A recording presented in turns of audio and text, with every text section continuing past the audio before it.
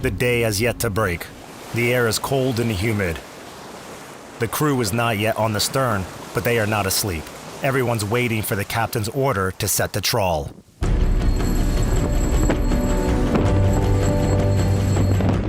This is the signal from the bridge. It can come at any time of the day. 3 rings mean that the trawler, as they say here, stepped on the fish. The credit for a good catch always goes to the captain. On the other hand, he's also responsible for failures. It all depends. If the vessel was sailing around the whole day and the captain didn't catch anything, crew members become all gloomy and disappointed. So I have to do my best. Artur is at the ready. The whole crew gathered together on the stern. The captain has determined the movement direction of an anchovy school. The vessel is moving towards it, and soon it will start scooping up the fish in a huge trawl net. Out goes the trawl.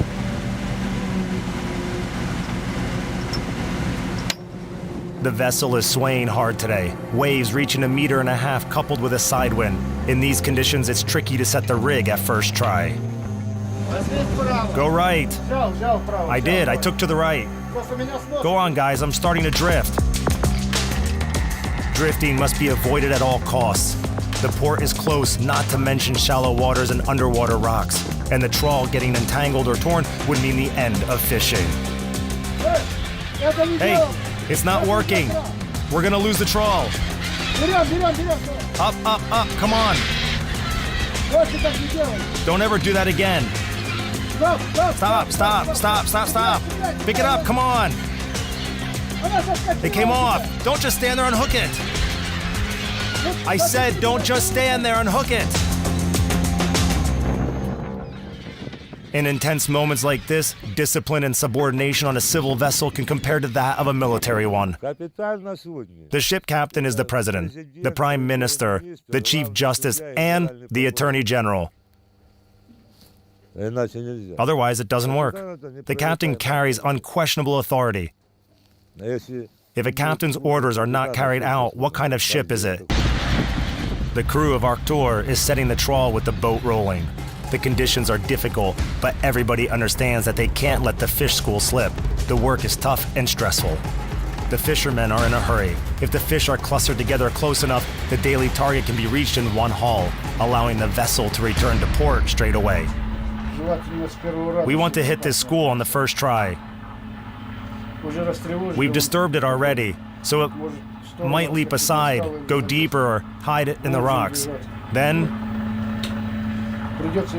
we'll have to search for it. But at the moment, we have a chance to make it.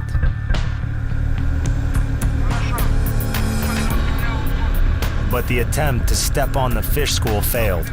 Anchovy promptly retreated and started playing cat and mouse with Artur.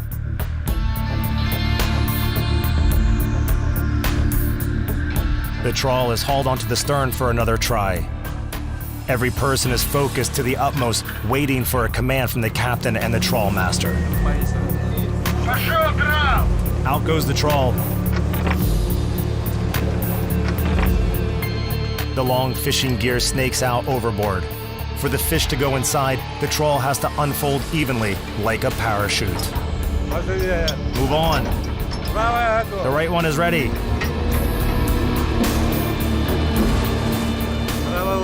Trawl doors make the trawl unfold horizontally, and these round floats, together with the foot rope, allow it to open vertically. For a younger fisherman, Yuri Karkoshkin is a prudent mentor. Today, he picked up someone else's shift. It happens to him a lot. Away from the sea, the old fisherman gets melancholic. I come home, spend like 2 or 3 days there, and everything starts feeling wrong. Everything is being done wrong on land. I get annoyed a lot, so my mate tells me, it's time for you to go back to sea. An old fisherman that he is, Yuri, has been retired for 3 years now, only he's in no rush to embrace the life on land. Experts of his level with such a huge experience in the fishing fleet can be counted on one hand. When I just started making my working career, I was a sailor on international tours. That was something. We were really tough guys. And now fishermen are scorned. It used to be a good, respected profession. We became like those extinct mammoths. And what do you do when there are no workers? So while I still have strength, I'll keep fishing. For Yuri Karkoshkin, there are no professions except for maritime ones. In his 40 years on the fleet, he has seen many things. I never believed in killer waves, but it turns out they exist. That wave came from the starboard side. See the bulwark? The bulwark was just crashed, 10 meters from the stern, here into the passage. Windows in the captain's cabin got broken. The engine room got flooded. Good thing, not completely flooded. Dangers abound on the Black Sea. History knows cases of freighters having been cast ashore, let alone small fishing boats. Artur is in his 30s. By the fishing fleet standards, it deserves a retirement, much like the old trawl master Karkoshkin. That's why the chief mechanic Karimov treats the vessel with special care, as a doctor would treat an elderly patient. The engine is old. Some parts need to be changed. And at times, it really needs some patchwork.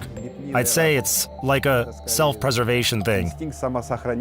If you have skillful hands, the head will get there as well.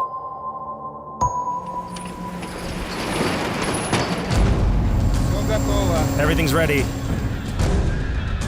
The trawl master is directing the setting like an orchestra conductor. Wenches come into play at his command, and the entire rig goes into the water. Up. Stop. Doors into the water.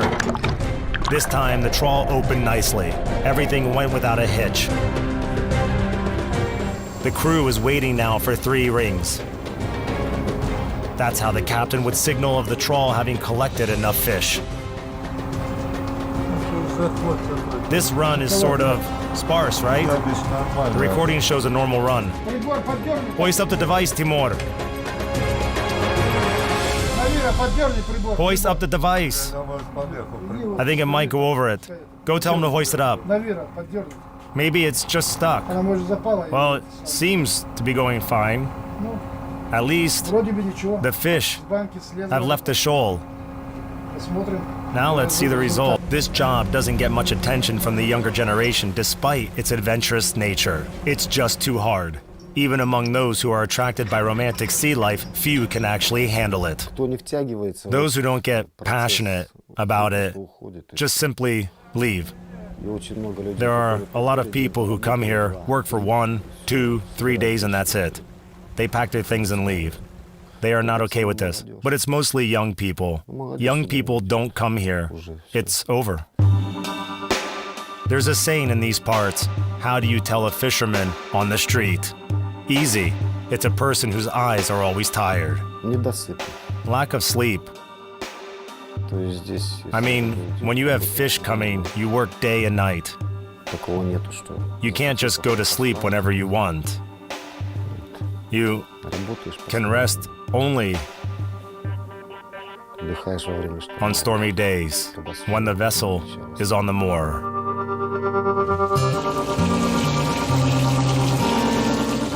Dennis is in a hurry to cook lunch, and if he has enough time, also dinner. The caboose on this boat is tiny, almost no free space. Dennis is far from being a small man, but he feels pretty comfortable in this kitchen, which is only slightly bigger than himself. When the boat is rolling, you are pushed over here. You spread your legs and immediately go back over here, and then again. And if there were more space, you could easily fall. So, that's a positive side. A crew of mighty men working 24 hours a day has an excellent appetite. A person gets strength from food, right? And if you use a lot of energy, You have to replenish that energy. The cook knows what he's talking about. His job is not limited to the caboose. Everybody on our tour takes part in the fishing regardless of the position they hold on the vessel.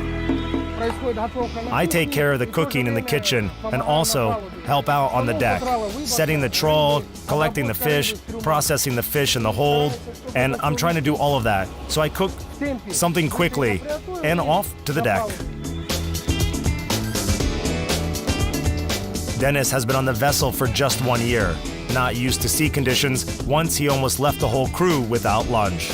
A rolling made the refrigerator fall down with all the prepared dishes inside.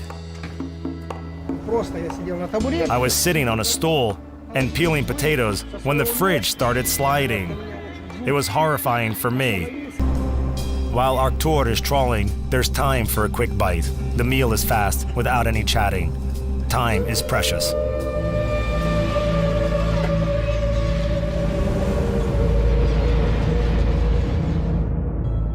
The captain on the bridge is staring intently at the screen. It seems the fish has not left yet. The school is still there. It's the one the trawl is supposed to catch. I hope we get lucky this time. We've been on this chase since morning.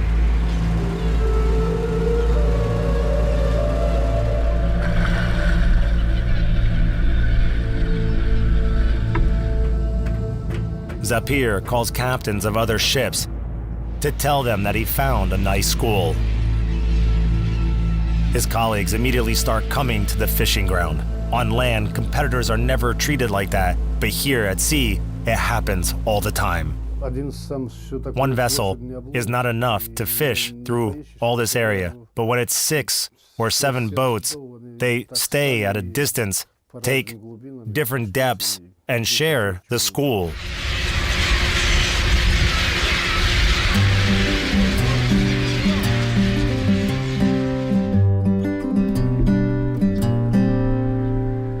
The fishing brethren live according to their own unwritten code. At sea, everything is simple. Men are brothers to each other, not wolves. But on land, things work differently.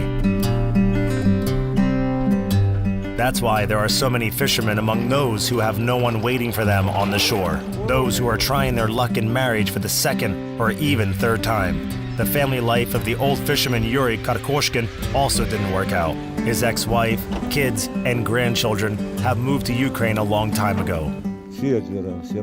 4, all boys. The oldest one is Sergei, great footballer, plays in the first league of Ukraine with Arsenal.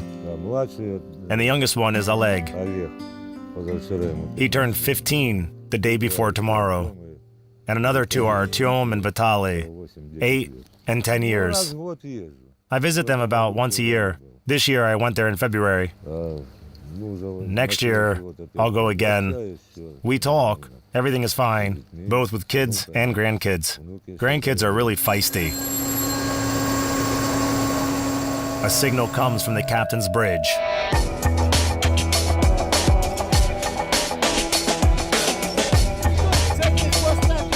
The process of the trawl net being pulled up is accompanied by deafening cries of immense numbers of seagulls. They fly in from everywhere, pick up small anchovies, and pluck fish from the net. The trawl is pulled over the starboard, and the hull is lifted out step by step. Only upon seeing the first batch, you can estimate the catch quality. Considering the current situation in the fishing industry, the catch is satisfactory. I think it's about 8 or 9 tons. But we'll have to set the trawl one more time. Even the mechanic doesn't sit out the time of trawling in the engine room. He participates in the process on par with the rest of the crew. Staying on the top, Timur takes care of everything that moves and buzzes. If everything works, if the visual inspection of the machine shows that everything's spinning and swinging, I just pump in oil, fuel, and water, and that's it. I go down to the deck to help guys. Even our captain comes over to help to shovel fish. He can also go into the hold to push boxes. He's not over all that. It's one team, one family. We have a good understanding. Small boats are equipped only with the most essential things, ledges and wenches. Unlike large-scale oceanic fleets, there's much more manual work here.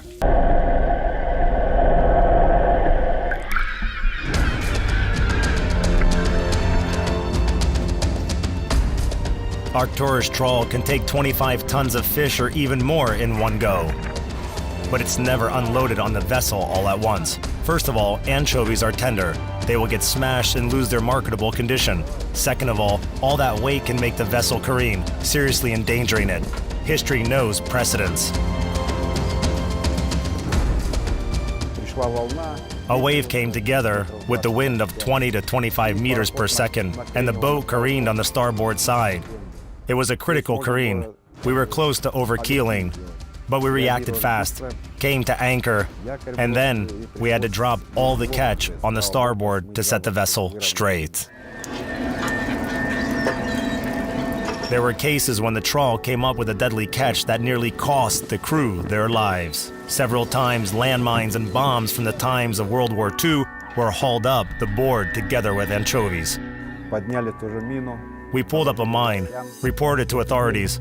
On the fourth day, a bomb squad came, attached the mine to a pontoon, dragged it to deep waters, and then shot it from a naval ship. And even if it's not a bomb caught up in a net, but a peaceful dolphin, it still doesn't bode well. Big misfortunes are to come, say fishermen. Either something will break or the trawl will get torn. That poor fish. They follow anchovies and end up in a trawl net. So sometimes they don't escape in time and get caught. And we often have tears or breakdowns with weeks of downtime. Anchovies have to be brought on the shore fresh. They are mixed with ice and loaded into the refrigerated hold. Dennis Denisov and several other fishermen go downstairs. There's an unwritten rule in the sea. The hold is the responsibility of newbies. Who knows, maybe one day these very fishermen will take the places of captains in the Black Sea Fleet. That is, if the road plan of Black Sea states on protecting and reclaiming the sea works out. Otherwise, these young men will become the last representatives of their profession on the Black Sea coast. It's not like the fishing industry is still there.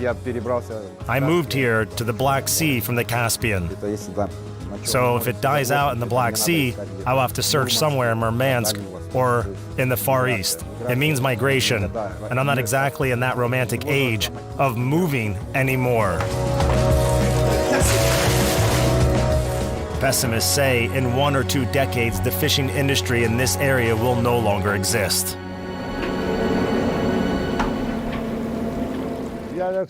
I think that there's no future on the Black Sea. We are the last of the Mohicans. The competition in this business is harsh. Fishing companies constantly fight for sale markets. The money you earn depends on how quickly and expensively you manage to sell your catch. The most important question in the head of a fisherman is what he's going to bring home the next day. Old men are trying to convince the younger ones, hold on there, the sun will shine on your street too. Here, at the Black Sea coast, fish is the biggest treasure.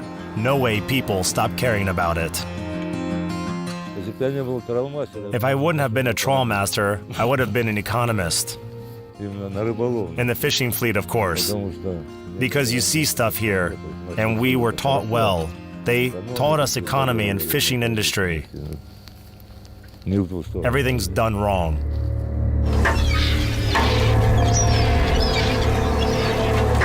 Russian ports in the Black Sea count about a dozen of small fishing boats.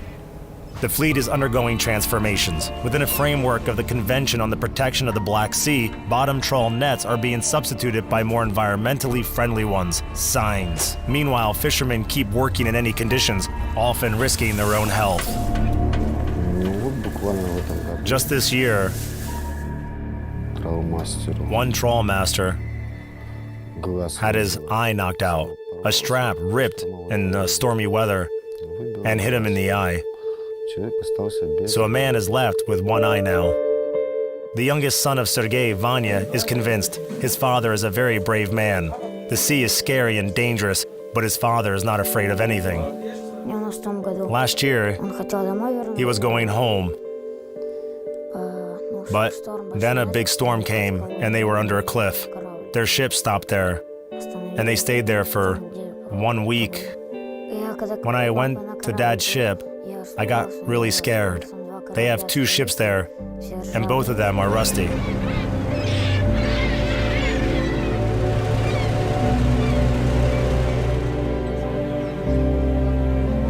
The captain evaluates the quality of the catch right on our tour.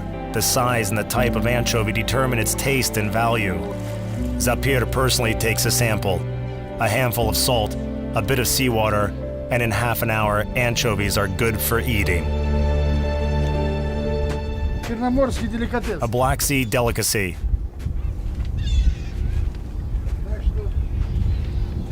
Ready to eat right away. Mildly cured. Sabina and Saida wait for their father's return. With him, the joy comes into the house. The captain knows all too well how his daughters miss him, and he uses every opportunity to call home. It brings you some tranquility when you know who's waiting for you at home. You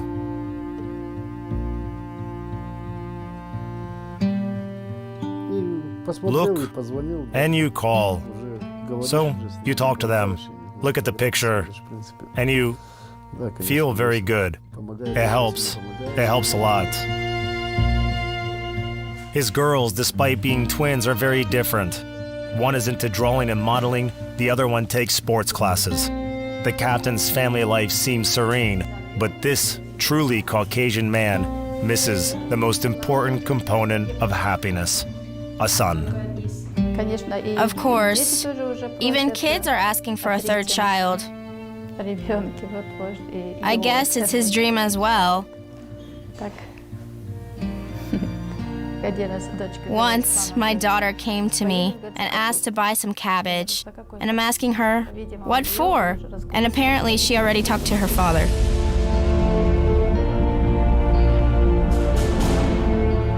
Weighing shows that one haul brought about 11 tons of fish. It's not bad, but as the weather is still on their side, the fishermen open the trawl again, and once more, the bell rings 3 times on the vessel. And once more, the crew goes out onto the stern. By the end of a difficult shift, their biggest desire is to go home, but after coming ashore and resting for a couple of days, they start longing for sea again. When you become a sailor, especially in the fishing fleet, it's what they call a sickness. You cannot drop it, the fishing. I wouldn't say there's anything romantic about it. You just have to love your profession. Many things happen, but I never thought of giving it up. It's a nice profession. Weather forecast. Black Sea, area 555. The wind is eastern, southeastern. Meteorology Division issues a storm alert for the night. Our tour has to quickly return to the port, despite its hold not being completely full. The crew's hurrying to load the rest of the catch. Nobody likes the idea of getting caught in a storm. Yeah, the weather's frowning. Today's conditions are not very favorable. The fishermen are in a hurry, yet they work like a well-oiled machine, understanding each other without words. Without team spirit, there's no work. There's no work at all. If the crew gets along, if people click, never try to break them up. Stick to this time-tested team. For a crew to run smoothly, you need more than 1 or 2 years.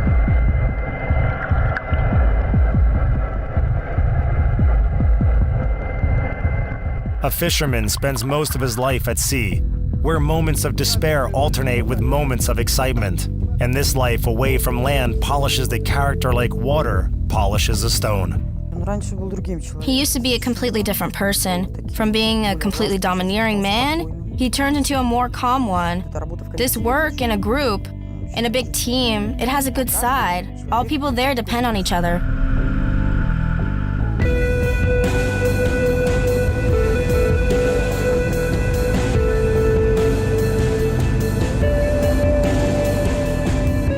With the hold getting almost full, the crew can have a break. It's time for playing pranks. There's a fisherman tradition of preparing a special treat for the captain. There's this fish of the anchovy family. It's called chief. It doesn't come up very often, but sometimes guys would check the first haul and find it.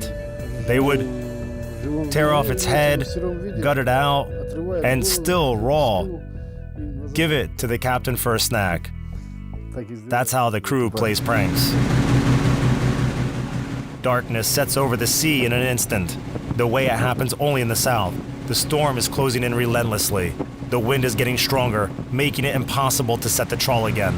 Artur is coming back, carrying about 25 tons of fish on board. It means the day was well spent, but the fishermen will keep working into the night. Tons of anchovies still need to be unloaded onto shore. On good evening. What's not good about it? What can I say? Yours is good, ours not so much. And why yours not so good? Because our evening is just starting and yours is already over. True. The fishermen load the boxes into a refrigerator truck that came right onto the pier. This process continues till 2 a.m. The shift is finally over. But the Artur's crew will depart again in search for catch as soon as the weather will allow it.